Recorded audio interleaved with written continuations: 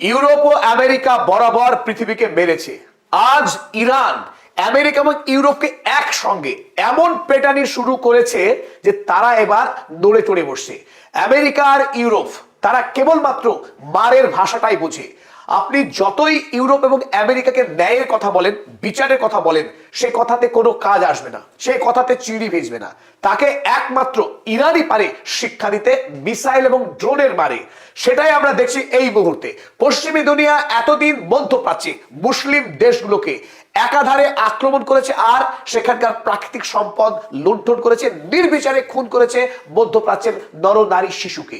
সেই ইতিহাসকে এবার চিরতরে বদলাতে চলেছে ইরান। যে যুদ্ধ শুরু হয়েছে এবার মধ্যপ্রাচ্যে, ইরান একা মধ্যপ্রাচ্যের এতগুলো আরব দেশ, ইউরোপ, ইসরায়েল, আমেরিকা সকলকে একা হাতে যেভাবে দমন করছে, যেভাবে কাবু করছে, তাতে গোটা পৃথিবীতে এই মুহূর্তে নতুন সুপার পাওয়ার যে ইরান যে পরাশক্তি রাষ্ট্রতে পরিণত হয়েছে তাতে কোনো সন্দেহ নেই।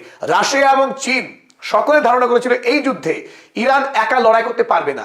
ইরান যতক্ষণ না পর্যন্ত রাশিয়া এবং চীন তারা যতক্ষণ না সাহায্য নিয়ে আসছে ইরানের দরবারে, ততক্ষণ ইরান দুর্বল, ইরান মার খাবে। সেই ধারণাকেও মিথ্যা প্রমাণ করেছে ইরান। এমনকি ইরানের সর্বোচ্চ নেতা আয়াতুল্লাহ আলী খামেনির মৃত্যুর পরও ইরানের শক্তি এতটুকু কমেনি, বরং ইরান আরো শক্তিশালী হয়েছে তাদের আদর্শগত জায়গা থেকে। ইরান আমেরিকার যুদ্ধ এবার নতুন করে পশ্চিমী দুনিয়ার যে চরিত্রহীনতা, তাদের যে ধৃষ্টতা, তার মুখোশকে আলগা করে দিয়েছে। পশ্চিমী দুনিয়ার অন্যতম মুখ কানাডার প্রধানমন্ত্রী মার্ক কার্নি, যাকে আপনারা ছবিতে দেখছেন। এই মার্ক কার্নি কদিন আগে সুইজারল্যান্ডের ড্যাভোসে পৃথিবীর সকল রাষ্ট্রপ্রধানদের নিয়ে একটি সভা হয়েছিল। সেখানে এই মার্ক কার্নি খুব চিৎকার করেছিল আমেরিকার বিরুদ্ধে যে আমেরিকা হামলাবাজ, পৃথিবীর আন্তর্জাতিক আইনকে ভেঙে নষ্ট করে দিচ্ছে, সুতরাং পৃথিবীর সব রাষ্ট্র মিলে আমেরিকার বিরুদ্ধে ঐক্যবদ্ধ হতে হবে। এই ডাক দিয়েছিলেন কানাডার প্রধানমন্ত্রী মার্ক কার্নি। কিন্তু দেখুন এই রাষ্ট্রনায়কদের ভীরুতা, দুর্বলতা, তাদের কাপুরুষতা কোন লেভেলের। যখন আমেরিকা এবং ইসরায়েল মিলে অন্যায়ভাবে আন্তর্জাতিক আইনকে লাথি মেরে যখন ইরানে হামলা করলো, ইরানের সর্বোচ্চ নেতাকে খুন করলো অমানবিকভাবে, তখন এই কানাডার নেতারা হাততালি দিয়ে আমেরিকার পাশে দাঁড়ালো।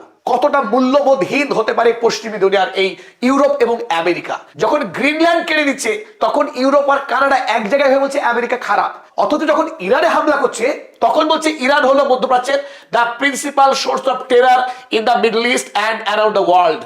তখন বলছে ইরানকে মধ্যপ্রাচ্যের সব থেকে সন্ত্রাসবাদী রাষ্ট্র, সন্ত্রাসের উৎস, গোটা মধ্যপ্রাচ্যে একমাত্র খারাপ রাষ্ট্র ইরান। এইবার দেখুন মজার কথা, ইরান যখন একাধারে গোটা মধ্যপ্রাচ্যের ইসরায়েল এবং আমেরিকার বন্ধু রাষ্ট্রগুলোকে পেটাতে শুরু করলো, আমেরিকার সৈনিকদের থাকার জায়গা মার্কিন সেনাঘাঁটিকে ড্রোন আর মিসাইল দিয়ে গুড়িয়ে দিতে লাগলো, এমনকি আমেরিকার দূতাবাস, যেখানে আরবের কোন সাধারণ মানুষ তাকিয়ে পর্যন্ত দেখতে পারে সেই বিল্ডিংকে, সেই বিল্ডিংয়ে ঢোকা তো দূরের কথা, সেই দূতাবাসে একাধিক ড্রোন হামলা করে আমেরিকার সেনা ছাউনিকে গুড়িয়ে দিল। যখন শুধু মধ্যপ্রাচ্য নয়, ইউরোপের সাইপ্রাস, যেখানে ইংল্যান্ডের ব্রিটিশ সামরিক ঘাঁটি ছিল, সেই সামরিক ঘাঁটিতেও হামলা চালিয়েছে এবং ব্যাপক ধ্বংস চালিয়েছে। আজ ইরাকে ন্যাটোর দুটি গুরুত্বপূর্ণ কেন্দ্রে এমন মিসাইল হামলা চালিয়েছে, পুরো গুড়িয়ে দিয়েছে। ইরান, আমেরিকা, ইসরায়েল, মধ্যপ্রাচ্য, এমনকি ইউরোপের ন্যাটো সকলের বিরুদ্ধে যেভাবে আজ যুদ্ধ শুরু করেছে, তাতে এবার ইউরোপ জব্দ হয়েছে। দেখুন কানাডা কিভাবে পাল্টি মারছে। মার খাবার ভয়ে এখন কানাডা বলছে, Canadian Prime Minister says Israel US strikes on Iran appear inconsistent with international law. অর্থাৎ এখন মার্ক কার্নি বলছেন যে আমেরিকা এবং ইসরায়েল মিলে ইরানে যে হামলা চালিয়েছিল, সেই হামলা আন্তর্জাতিক আইনের সঙ্গে সংগতিপূর্ণ নয় বলে মনে হচ্ছে। এখন মনে হচ্ছে যখন আক্রমণ করলো তখন নিন্দা করার সাহস পায়নি এই মার্ক কার্নিরা, বরং আমেরিকাকে বাহবা দিয়েছে। কারণ মুসলিম রাষ্ট্র, মধ্যপ্রাচ্য, সেখানে তেল রয়েছে। যদি আমেরিকা দখল করতে পারে, তারাও খানিকটা ভাগ পাওয়ার, এক কাপুরুষের মতো ভাগ নেওয়ার আশায় তারা আমেরিকাকে বাহবা দিচ্ছিল। কিন্তু যখন ইরান হুমকি দিয়েছে যে একটি রাষ্ট্রকেও ছেড়ে কথা বলা হবে না, আমেরিকা এবং ইসরায়েলের যারা সাথ দিচ্ছে, যেভাবে মধ্যপ্রাচ্যকে আমরা পিটিয়েছি, একইভাবে ইউরোপ বা কানাডা যদি কেউ এগিয়ে আসে ইসরায়েল আমেরিকার লেজ ধরে, তাকেও পেটানো হবে। আর এই কথা শোনার পর মার্ক কার্নির এখন ডিগবাজি মারতে শুরু করেছে। তারা এখন বলছে ইরানে হামলা করা আমেরিকার ঠিক কাজ হয়নি। চলুন ইউরোপ কি বলছে আমরা দেখে নিই। তার আগে চলুন পরিচয় করা যাক। আমি অধ্যাপক আব্দুল হালিম, পদাতিকের পক্ষে বর্তমান ইরান ইসরায়েল যুদ্ধের প্রতিটি আপডেট নিয়ে আপনাদের সামনে হাজির হচ্ছি। আমাদের এই নিবেদন যদি ভালো লাগে আমাদের চ্যানেল অবশ্যই সাবস্ক্রাইব করবেন, লাইক করবেন, কমেন্ট দেবেন। চলুন এগিয়ে যাওয়া যাক। ইউরোপের একমাত্র রাষ্ট্র স্পেন বেশ 1-1.5 বছর থেকেই ইসরায়েলের যে গণহত্যা তার বিরুদ্ধে সরব। এমনকি স্পেনের বন্দর হয়ে ইসরায়েলে কোনো অস্ত্র নিয়ে জাহাজ যাওয়াটাকে নিষেধ করে দিয়েছে স্পেন। সেই স্পেন যখন আমেরিকা এবং ইসরায়েল মিলিতভাবে ইরান হামলা করলো তখন মৌনব্রত ছিল, যদিও চেষ্টা করেছিল নিন্দা করবার, কিন্তু সাহস পায়নি, একটু মাঝামাঝি অবস্থা নিয়েছিল। সেই স্পেন আজ নতুন করে সাহসী পদক্ষেপ নিয়েছে এবং ডোনাল্ড ট্রাম্পের জোরালো বিরোধিতা করেছে এবং তার নিন্দা করেছে। স্পেনের প্রধানমন্ত্রী সানচেজ তিনি স্পষ্ট জানিয়েছেন, আমেরিকা যখন 2003 সালে ইরাক হামলা করেছিল, সেই ইরাক হামলার মধ্যে দিয়ে গোটা পৃথিবীকে অস্থিরতা, অশান্তি সৃষ্টি করেছিল। দীর্ঘকাল মধ্যপ্রাচ্যে বিপুল পরিমাণে মানুষের প্রাণহানি হয়েছে, মানুষের ভোগান্তি হয়েছে। নতুন করে আমেরিকা ইরান যুদ্ধের মধ্য দিয়ে আরো একবার মধ্যপ্রাচ্যকে অশান্ত করলো এবং পৃথিবীতে এক ভয়াবহ সংকট তৈরি করলো আমেরিকা। কারণ এই যুদ্ধের ফলে ইতিমধ্যেই গোটা পৃথিবীব্যাপী জ্বালানির দাম হু হু করে বাড়ছে, টাকার দাম পড়ছে এবং পৃথিবীতে এক ভয়াবহ অর্থনৈতিক মন্দা শুরু হবে। আগামী দিনে পৃথিবীর প্রতিটি দেশে বিপুল পরিমাণের খাদ্য সংকট হবে, বিপুল পরিমাণের জ্বালানি সংকট হবে। ইতিমধ্যে যুদ্ধে অসংখ্য মানুষ প্রাণ হারাচ্ছেন। এই সমস্তটাই হলো ইসরায়েল এবং আমেরিকার এই অন্যায় যুদ্ধের কারণে। সে কথা সাহস করে বলেছেন স্পেনের প্রধানমন্ত্রী। তাই এতদিন যারা আমেরিকার বিরুদ্ধে কথা বলতে ভয় পেত, মধ্যপ্রাচ্যের সঠিক অবস্থানকেও এতদিন সঠিক বলতে সাহস করেনি যারা, তারা এবার সাহস পাচ্ছেন। ইরান তাদেরকে পথ দেখাচ্ছে, অবশ্যই লাঠির জোরে। কথার কোনো দাম নেই যদি হাতে লাঠি না থাকে। স্বাভাবিকভাবেই এতদিনের ইউরোপের যে কু অভ্যাস ছিল, ন্যাটোর নামে আমেরিকা যেখানেই অন্যায় যুদ্ধ করেছে, সে আফগানিস্তান হোক, লিবিয়া হোক, ইরাক হোক, পৃথিবীর যত দেশে হামলা করেছে তেলের লালসায়, সেখানে যেভাবে নির্বিচারে খুন করেছে, সেই খুনে যুক্ত হয়েছে ইউরোপীয় মহাদেশ, ইংল্যান্ড, ফ্রান্স, জার্মানি, ইতালি।